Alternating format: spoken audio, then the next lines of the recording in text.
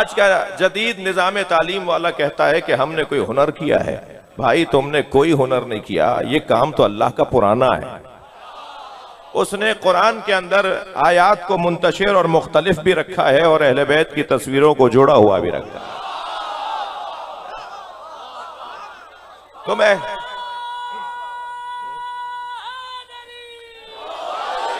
तुम कुरान की आयात को देखते रहो, अहले बैत की तस्वीरों से जोड़ते रहो। तो आज का बच्चा स्कूल में तफरी करने जा रहा होता है, उसे खेल का माहौल दिया जाता है। इसके मिजाज में खेलना है, इसके मिजाज में तफरी है। ये अगर किसी भी वजह से मजलिस में आ भी जाता है, माँ बाप ले आते हैं, माहौल ले आता है, जी शाबाश मिलेगी, कुछ तबर्रुक भी मिल जाएगा, कोई मिसाल के तौर पे फला दोस्त भी वहां मिल जाएगा, तो यहां बैठकर भी इसका दिमाग तफरी में ही लगा हुआ होता है। तो मैं बड़ों से कहूंगा कि खबरदार, जब इनकी जूतियां हमारे पैरों में नहीं आती तो इनकी अक्ल हमारी अक्ल के बराबर कैसे होगी। तो इनसे नाराज होने की जरूरत नहीं है, इनका तो आ जाना ही गनीमत है और इन्हें अपने साथ ले आइए। और अगर कुछ देर बैठकर ये जाना भी चाहें तो जाने दीजिए। इतनी देर आकर बैठ जाना भी इन्हें कम से कम इस मजलिस से ये मिलेगा कि इस हुलिये वाला हमारा आलिम होता है। ये मजलिस से कुछ न कुछ जरूर लेके जा रहा है। और बल्कि ये तो मैंने कम से कम बात की है, वरना तो ये बच्चे बहुत कुछ लेके जा रहे होते हैं। और हत्ता आज का बच्चा तो बहुत कुछ समझ रहा होता है, और आज का बच्चा बच्चा नहीं रहा। आज के सोशल मीडिया ने उसे क़ब्ल अज़ वक्त जवान बना दिया है। तो ये खतरनाक बात भी है। तो ये जो खेलने का मिजाज है ना, ये खेल खेल में बहुत कुछ कर रहा होता है। आप अगर खस्ता नहीं है, थके भी नहीं है, मुझसे खफा नहीं है, तो कुछ बात करो। मेरी बीबी जनाब ज़हरा सलामुल्लाह अलैहा इरशाद फरमाती हैं, इन्नी उहिब्बु मिन अस्सिबियान खम्सतु खिसालिन, मुझे बच्चों की 5 खसलतें पसंद हैं। और ये 5 खसलतें मैं आपको बताने जा रहा हूं ना, ये पूरा मदरसा अखलाक है। ये 5 खसलतें नहीं है, ये अखलाकियात का पूरा निसाब है। अगर इन 5 बातों पर भी मैं और आप अमल कर लें तो गोया अखलाकियात का निसाब हमने मुकम्मल कर लिया। और ये अखलाकियात का निसाब मिल रहा है बच्चों से। मेरी भी खुशकिस्मती है, इस वक्त बच्चों की तादाद खासी है। ये बहुत गौर से, इस तरफ वाले बच्चे तो मुसलसल मुझे बड़ी गौर से सुन रहे हैं, ये वाले भी बड़ी तवज्जो से देख रहे हैं। तो मैं थोड़ी देर इनके साथ रहना चाहता हूं। बीबी फरमा रही है, मुझे बच्चों की 5 खसलतें पसंद हैं। अल अव्वल इन्नहुम अल वाकून, पहली खसलत सिफत मुझे बच्चों की ये अच्छी लगती है कि ये रोते ज्यादा है। जरा गौर फरमाएंगे अजीजों जी। हमारे यहाँ तो बच्चा ज्यादा रो रहा हो तो मौलाना के पास ले जाते हैं कि दुआ दम करवा के आ जाओ, जरा कोई फूंक वूंक लगवा के आ जाओ, और फिर डॉक्टर के पास ले जाती हैं। मैं बीमार रोने वाले बच्चों की बात नहीं कर रहा। जो बीमार रोने वाले बच्चे हैं उनको तो डॉक्टर को दिखाना है, लेकिन बच्चा जल्दी, अच्छा आपने देखा है कि बच्चे और औरतें जल्दी रोती हैं, बात बात में रो पड़ते हैं। सुन रही हैं मुझे या नहीं? तो ये बच्चे और औरतें बात बात में, हर बात में रो पड़ते हैं। उसकी वजह यह है कि इनका दिल नर्म है। और सैयदा फरमा रही है, मुझे वो अच्छा लगता है जिसका दिल नर्म होता है। भाई इल्लत की तरफ जाना होगा ना कि सैयदा को बच्चों का रोना पसंद क्यों है। रोना पसंद इसलिए है कि बच्चों का दिल नर्म होता है, और जिसका दिल नर्म होता है वो किसी का दिल दुखाता नहीं है। थकेंगे नहीं, मैं एक नतीजा देने जा रहा हूं। आप 2 बच्चों को जरा खेलते हुए देखिए। खेल खेल में एक बच्चा दूसरे बच्चे को धक्का दे देता है, और वो गिरने वाला बच्चा तो यूं रोता है कि उसे चोट लगती है, मगर सारा माहौल देखता है कि धक्का देने वाला भी रो रहा है। और अगर कोई बढ़ के उससे पूछे कि भाई ये तो यूं रो रहा है कि गिर गया, तुम क्यों रो रहे हो, तुमने तो धक्का दिया था, वो रोकर बता रहा होता है मेरी नीयत खराब नहीं थी, मैंने जानकर ऐसा नहीं किया, मैं ये नहीं चाहता था जो हो गया। यानी उसका रोना खुद अलामत तौबा है। रोना अलामत है तौबा करने की, कि नहीं मेरा ये मतलब नहीं था, मुझसे खता हो गई है, मुझसे गलती हो गई है, मैं रो इसलिए रहा हूं। अजीजान गिरामी, सलाम करें, फातिहा पढ़ें उन मरहूमीन पर, मगफिरत का सामान करें अपने मरहूम बुजुर्गों के लिए जिन्होंने हमें मजलिस में बैठने का सलीका अता किया है। पूरी कौम को हमारे आइम्मा ने पूरी कौम को रोने पर लगाया है। मैं 1 घंटे तक मौलाना फजाइल पढ़ता रहूं, शायद उसमें आपको कोई इख्तिलाफ हो जाएगा, किसी दानिश्वर को कोई इख्तिलाफ हो जाएगा कि यह बात ठीक नहीं थी और वो बात सही थी, मगर जैसे ही मैं मसाइब पढ़ना शुरू होऊंगा एक रूहानियत मजलिस में तारी हो जाएगी। जी हाँ, जिसने मेरे हुसैन पे 10 लोगों को रुलाया, जन्नत में मैं जन्नत उसकी जमानत देता हूं कि जन्नत उसकी होगी। जिसने मेरे हुसैन पे 3 लोगों को रुलाया, उसकी जन्नत उसकी तजमीन है। जिसने मेरे हुसैन पे 1 आदमी को रुलाया, मैं महशर में उसकी हिमायत को खड़ा हो जाऊंगा। ए फर्जंदे शबीब, परेशानियां जब तुम्हें घेर लें तो परेशान मत हुआ करो, हमारे जद हुसैन पे रो लिया करो।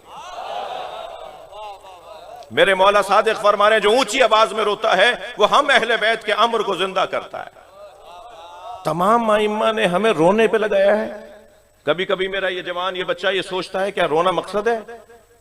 कुछ हमारे तंजीमी और इनकलाबी दोस्त कहते हैं कि रोना मतलब नहीं है, रोना मकसद नहीं है। मैं मिंबर पे इत्मीनान के साथ कह रहा हूं, रोना मतलब है, रोना मकसद है। जिस कौम को रोने पे लगाया हो वो किसी को रुलाती नहीं है। लिहाजा सबसे अच्छी तस्वीर मुसलमानों में अज़ादारों की है। तवज्जो बढ़ाइएगा, मैं कुछ कह रहा हूं। इस रोने के नतीजे देखिए आप कहां तक हैं। मुसलमानों में सबसे अच्छी तस्वीर हुसैन मौला के अज़ादारों की है, इसलिए कि रोने वाला किसी को रुलाता नहीं है, कहीं जाके फटता नहीं है, किसी का गला काटता नहीं है, किसी का घर उजाड़ता नहीं है। तुम हमें मारते रहो, हम हुसैन पे रोकर सब्र का मुजाहरा करेंगे। मुस्तकबिल हमारा है। मुस्तकबिल की जमानत सब्र में है, बदले में नहीं है। थोड़ा तवज्जो बढ़ाएंगे मेरे अजीज। जो सब्र कर जाता है वो अपना कल महफूज कर लेता है, और जो बदला ले लेता है वो आज ही तमाम कर देता है। और सब्र का एक मुजाहरा गिरिया है। मेरे साथ गुजरी है भाई, बाज जाकिरीन और खुतबा के भी इस तरह की मिसालें हैं मेरे घर, मगर मेरे अपने साथ ये बात गुजरी है कि मैं एक एयरपोर्ट पे उतरा, किसी यूरोपियन इलाके का एयरपोर्ट था, और आपको पता है कि मैं इसी हुलिये में रहता हूँ, जिस हुलिये में आपके सामने बैठा हूँ इसी हुलिये में रहता हूँ। तो 50 दफा ऐसा हुआ है कि बराबर वाले आप शिया मौलवी हैं, आपसे सवाल कर लूँ जहाज में, एयरपोर्ट पे कहीं आते जाते, तो मैं कहता हूँ भाई मैं पहन के इसलिए फिर रहा हूँ कि आप सवाल कर लें।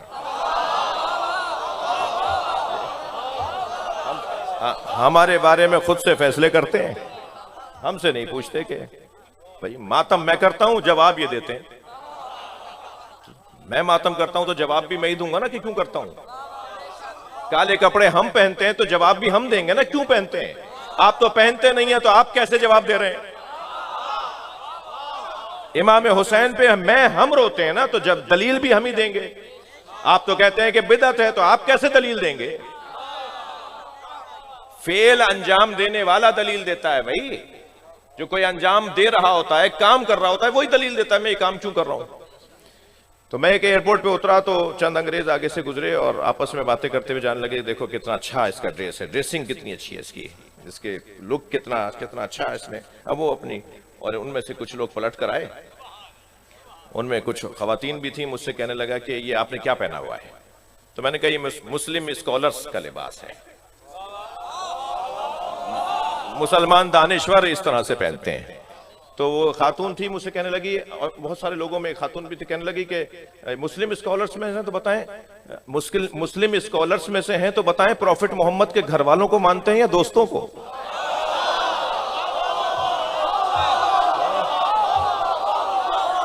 मैंने कहा हम प्रॉफिट मोहम्मद के दोस्तों का एहतराम करते हैं, इताअत घर वालों की करते हैं। सलावत पढ़ ले मोहम्मद व आले मोहम्मद।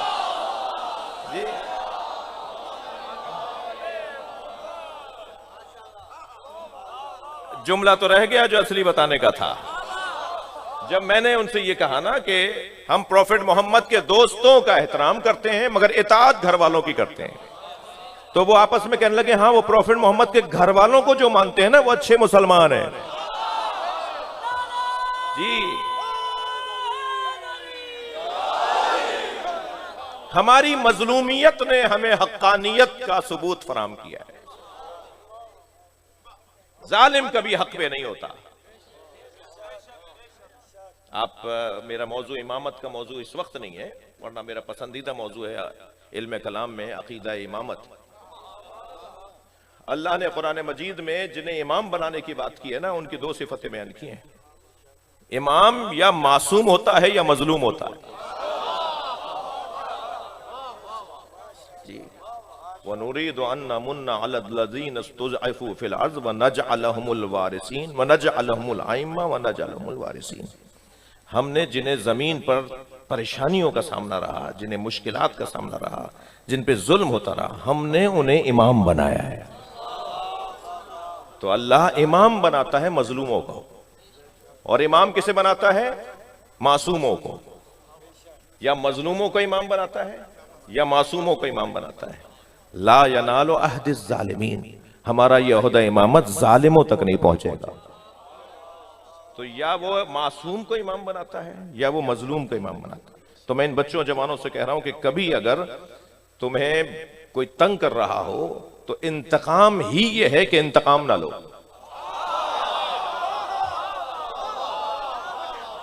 थक रहे हैं आप मेरी बातों से?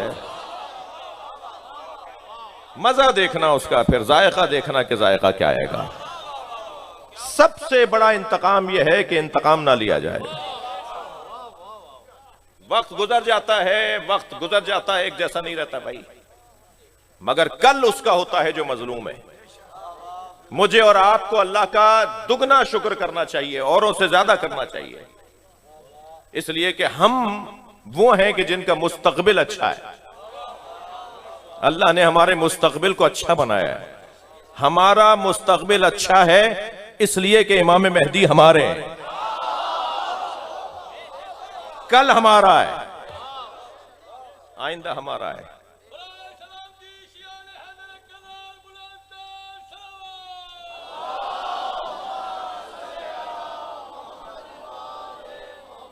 बात आगे बढ़े। अल अव्वल इन्नहुम अल बाकून, मुझे अच्छा लगता है ये रोते ज्यादा है। बीबी फरमानी असानी, दूसरा बच्चों का कमाल और बच्चों की सिफत, ला यद्दखिरून लिगदिन, ये आज का काम कल पे नहीं छोड़ते। आप कितना ही कहें कल दिलवा देंगे, कल ले चलेंगे, ये कहते हैं हमें आज ही जाना है, हमें अभी चाहिए, हमें यही चाहिए। ये अपने अमल से बताते हैं, जो तय कर लिया उसे कल पे क्यों छोड़ रहे हो? ये आज का काम कल पे क्यों ले जा रहे हो? जब तय हो गया तो आज ही करके दिखाओ। अस्सालिस यजतमऊना अला तुराब, मुझे अच्छा लगता है कि मट्टी पे बैठ जाते हैं, इनके वजूद में तकब्बुर नहीं है, ये अनानियत के कायल नहीं है। माँ उजले से कपड़े पहनाती है, बालों में कंघा करती है, पाउडर वाउडर खुशबू लगाती है, और बच्चे को तैयार करती है, कुछ ही देर में मट्टी में हटा हुआ घर में आता है। अरे भाई क्या हो गया था? कहने बाहर गए थे, वो सारे भाई खेल रहे थे, सारे बच्चे खेल रहे थे, हम भी, वो बजरी पड़ी हुई थी, बराबर वालों का घर बन रहा है, तो हम भी उसके ऊपर बैठ गए और कपड़े सारे मट्टी में हो गए। तो अम्मा कहती है मैंने तो तुम्हें इतने अच्छे कपड़े पहनाए थे, तुमने मट्टी पे जाके क्यों बैठ गए? तो अब बच्चे से कहना फजूल है, इसलिए कि इसके मिजाज में खाकसारी है, इसके मिजाज में तवाज़ो है। यकीन जानिए अजीजों, अल्लाह मुतकब्बिरों को पसंद नहीं करता। मुझे मेरी किस्मत अच्छी है कि जवानों की तादाद ज्यादा है। मैं इनसे प्यार से, मोहब्बत से, अपनाइयत से, मैं इनसे अपना बच्चा भाई बेटा समझ के बात कर रहा हूं कि तय करो कि तकब्बुर नहीं करना। अपने जहन की लुगत से एक जुमला निकाल दो जो इस वक्त बहुत ज्यादा बढ़ता जा रहा है, और वो जुमला है मुझे नहीं जानते मैं कौन हूं। यहां स्काउट का जवान चेकिंग कर रहा है बेचारा, सुबह से शाम तक, बड़ी मजलिसों में तो वो सुबह से शाम तक उठक बैठक करता है, बॉडी सर्च कर रहा होता है आने वालों की जी। और वो उसे तो कोई चाय पानी भी नहीं पूछता, उसका मुंह खुश्क हो रहा होता है, उसका ब्लड प्रेशर लो हो रहा होता है। बाद बच्चे तो गिर पड़ते हैं सुबह से शाम बड़ी मजलिसों में, स्काउट्स के जवान, उनके साथ कोई खास मोहब्बत का इजहार भी नहीं हो रहा होता। और जब वो चेक करने के लिए आगे बढ़ता है तो कहता है मुझे नहीं जानते मैं कौन हूं।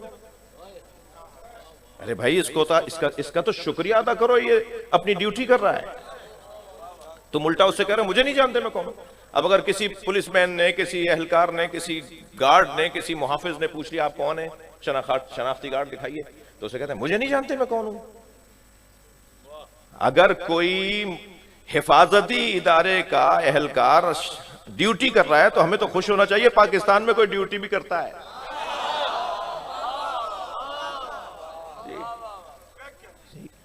नहीं, मैं आपको एक जवानों को एक जुमला दे रहा हूं, पहले तो अपने जहन से ये जुमला निकाल दो कि मुझे नहीं जानते मैं कौन हूं। ये तकब्बुर का जुमला है, ये हुसैनियों का जुमला नहीं है, ये खाकसारों का जुमला नहीं है, ये जमीन पे बैठने वालों का जुमला नहीं है। ये वायरस कहीं और से आया है, ये बीमारी तकब्बुर की कहीं और से आई है।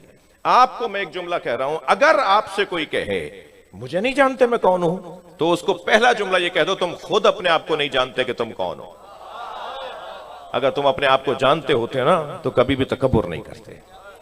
फिर मुझे याद आ रहे हैं अपने बुजुर्ग जिन्होंने हमें आजादारी सजा के दी है, उनके लिए दुआएं करें, उनके लिए उनका एहतराम करें उन बुजुर्गों का। हमें जमीन पर बैठने की मशक रोजाना करवाई जाती है।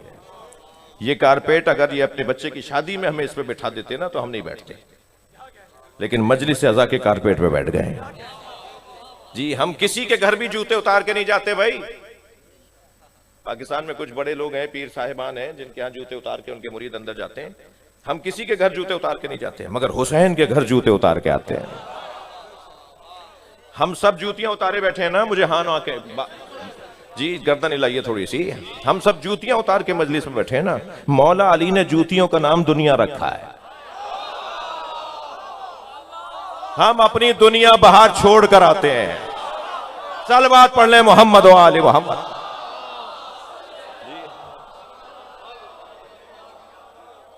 कोई होगा भाई बाहर, कोई होगा 200 एकड़ का जमींदार।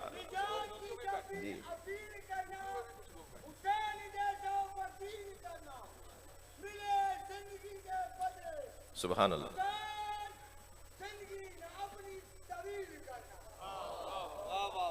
ऐसे ही है ना, हम बाहर होंगे कोई 2 करोड़ की गाड़ी में आए होंगे, मगर यहां हुसैन के फकीर हैं। बाहर किसी फैक्ट्री के मालिक होंगे, मगर यहां इमाम हुसैन के फकीर हैं। ये बार बार हमारी अना को मिटाने का जो जरिया है वो मजलिस अज़ा है। बाहर जाके आप बात कर लीजिएगा जो करनी है आपको, लेकिन यहां सब फकीर बैठे हैं। एक मजलिस में एक फैक्ट्री का मालिक, जिसकी फैक्ट्री में 2000 मजदूर काम करते हैं, वो बैठा हुआ था कि उसी की फैक्ट्री का एक मजदूर कूदता फांदता उसी के आगे आगे बैठ गया, और बैठते बैठते भी बेख्याली में लात मार दी, अपने ही मालिक को पैर लात मार दी। उसने जो झुककर देखा कि देखो ये कौन है, तो इसी का मजदूर निकला। तो जहन में ख्याल आने लगा कि इसे डांट के कहे पीछे जाओ, यहां क्या बैठ गए, तुम्हें नजर नहीं आ रहा। फौरन इमाम हुसैन ने ख्याल डाला ये तुम्हारा नौकर नहीं है, ये इसकी तरह तुम भी मेरे फकीर हो, तुम्हारी तरह ये भी मेरा फकीर है। ये खाकसारी, ये तवाज़ो, ये बच्चों में जो पाई जाती है वो हमें मश्क करवाई जा रही है मजलिस अज़ा में। अस्सालिस यज्तमिऊन अला तुराब अर्राबे यामुरून सुम्मा यखरिबून। मट्टी के खिलौने बनाते हैं, घरौंदे बनाते हैं, छोटे छोटे घर बनाते हैं, गाड़ियां बनाते हैं, मट्टी से चीजें बनाते हैं मट्टी से, और उसके बाद जब दिल भर जाता है तो लात मार के तोड़ देते हैं। मुझे अच्छा लगता है, बीबी फरमा रही मुझे अच्छा लगता है, बच्चे मट्टी के खिलौने बनाकर खेलने के बाद उन्हें लात मार के तोड़ देते हैं। मुमकिन है कोई कहे मौलाना बात तो बड़ी अच्छी कर रहे थे, मगर समझ में यूं नहीं आई कि आज तो इलेक्ट्रॉनिक खिलौनों का जमाना है, आज बच्चे मट्टी के खिलौने से नहीं खेलते।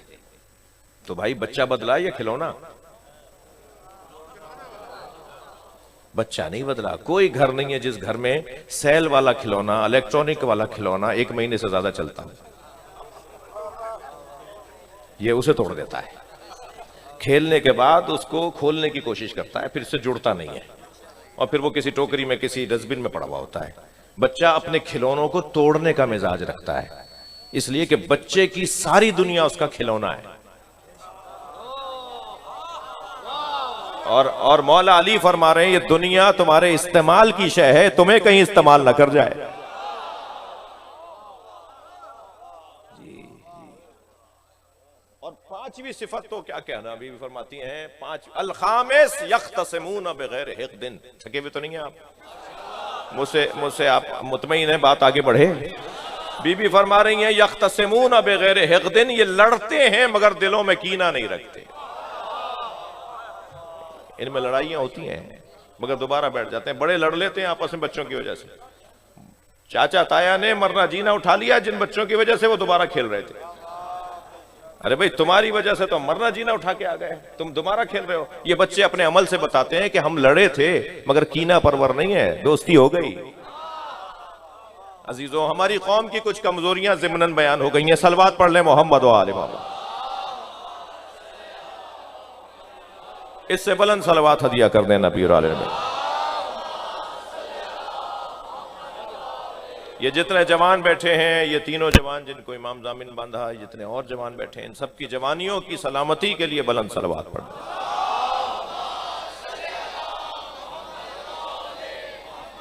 वअलमू अन्नमल हयातुद दुनिया लअबुन व लहवुन। दुनियावी हयात खेलकूद है यानी बचपना है। वज़ीनतुन व तफाखुरुन बैनकुम। और दूसरी कैफियत दुनियावी हयात की है जीनत और अपने हुस्न पर फख्र करना। इसे कहते हैं जवानी। इस पे मुझे थोड़ी देर काम है आपसे, कुछ देर आपके साथ रहना चाहता हूं जवानी के मौजू पर। और जो तीसरा मरहला है वो है व तकासुरुन फिल अम्वाल वल औलाद। माल की कसरत पर और औलाद की कसरत पर फख्र करना। बोलना मेरे इतने बेटे हैं, इतने दुकानें, इतनी जमीनें, इतना मैंने कमाया है, इतनी गाड़ियां हैं। ये पैसे को और औलाद को बार बार दोहराना, इसे बुढ़ापा कहते हैं। बुजुर्गों के साथ बैठिए, वो बताएंगे कैसे कमाया था। बुजुर्गों के साथ बैठिए, वो बताएंगे मेरे बच्चे को मैंने कैसे पढ़ाया, ये हुआ था तो ऐसा हुआ था, इसको मैंने ऐसे पढ़ाया, ऐसे इस फला स्कूल में दाखिल करवाया, और आज देखो मेरा बच्चा जो है वो सेक्रेटरी लगा हुआ है, आज देखो मेरा बच्चा कितना बड़ा अफसर लगा हुआ है, और मेरा फला बेटा तो ऐसा है, और उसको तो तुमने देखा ही नहीं कैसा है। बुजुर्गों की तो बातें ही सिर्फ ये होती हैं ना, अपने माल पर और अपनी औलाद पर फख्र करना, यह है बुढ़ापा। लेकिन वो जो दरमियाना है ना, अल्लामा ज़ीशान जवादी ने बड़ा हसीन फरमाया कि एक पहाड़ को तसव्वुर में लाएं।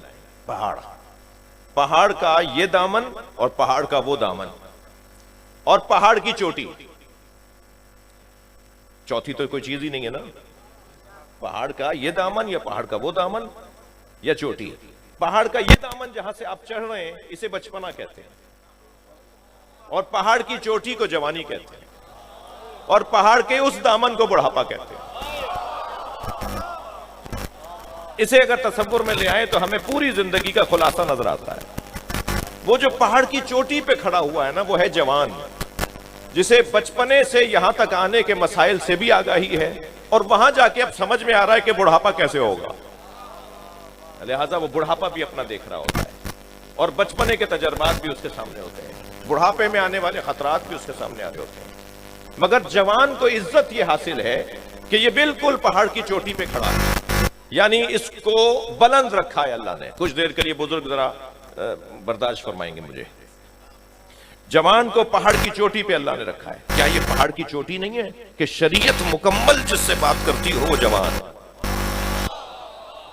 बच्चे तो बात ही नहीं करती बच्चे से। अल्लाह बच्चे से बोलता ही नहीं है नमाज पढ़ो, अल्लाह बच्चे से बोलता ही नहीं है रोजा रखो। ये तो वालिदैन की तरबियत है कि नाबालिग बच्चों से रोजा रखवा लेते हैं, नमाजें पढ़वा लेते हैं, मगर न करें अगर ऐसा तो कोई गुनाह नहीं है ना उनका। अल्लाह की शरीयत बात ही नहीं करती बच्चे से।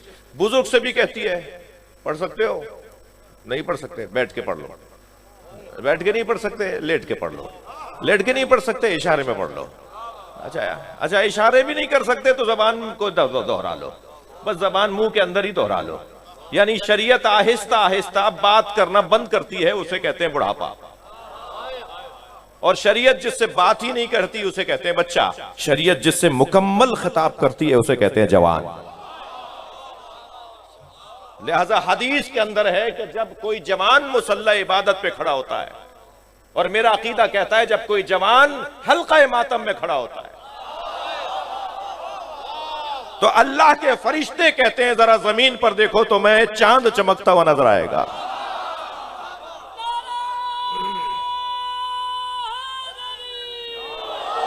ये मुसल्ला इबादत में और इमाम हुसैन के जिक्र में जो जवान नजर आता है, उस पे अर्श के फरिश्ते फख्र कर रहे होते हैं। यानी अर्श वालों को जमीन पे चमकता हुआ सितारा और चांद अगर कोई नजर आता है तो वो जवान है जो जवानियों के बावजूद अल्लाह की इबादत में मसरूफ होता है।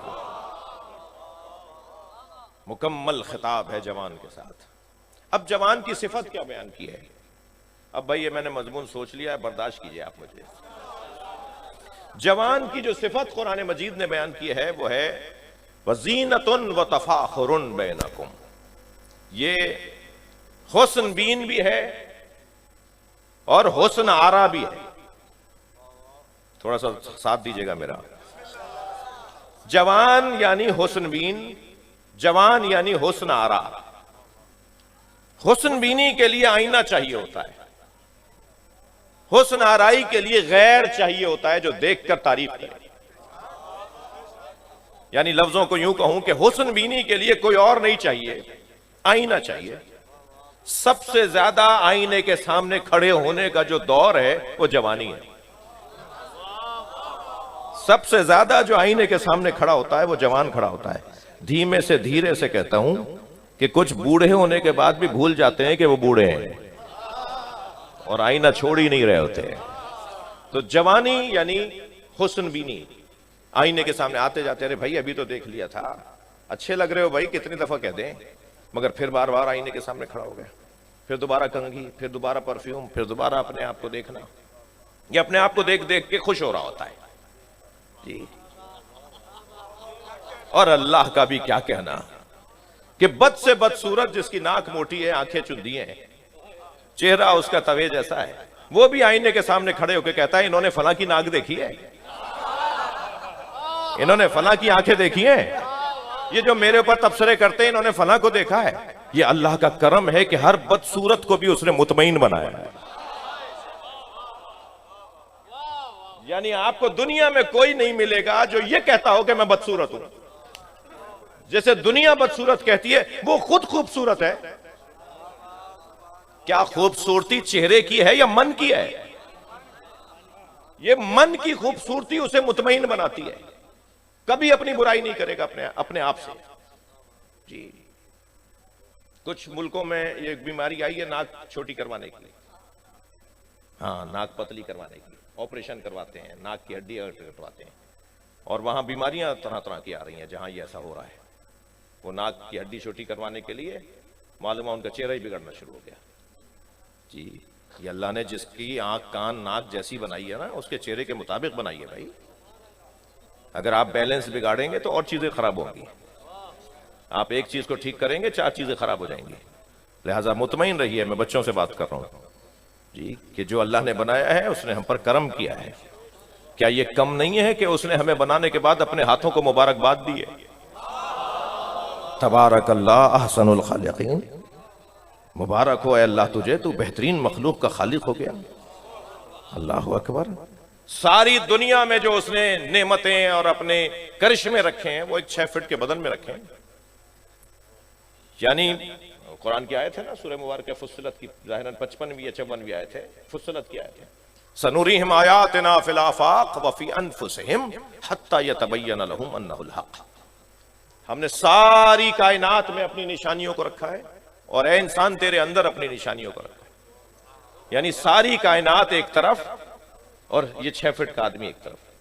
बात तो 6 फीट के भी नहीं है, बोने हैं जी। वो भी, उनके अंदर भी अल्लाह ने अपनी निशानियां रखी हैं।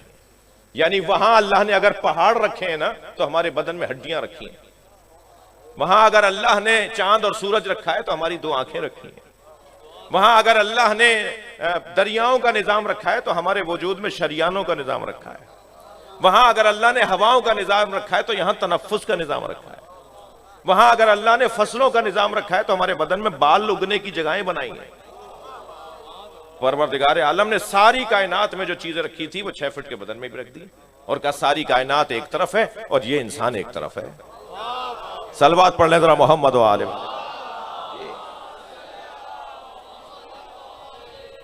अब आपको मुझे बर्दाश्त तो करना पड़ेगा।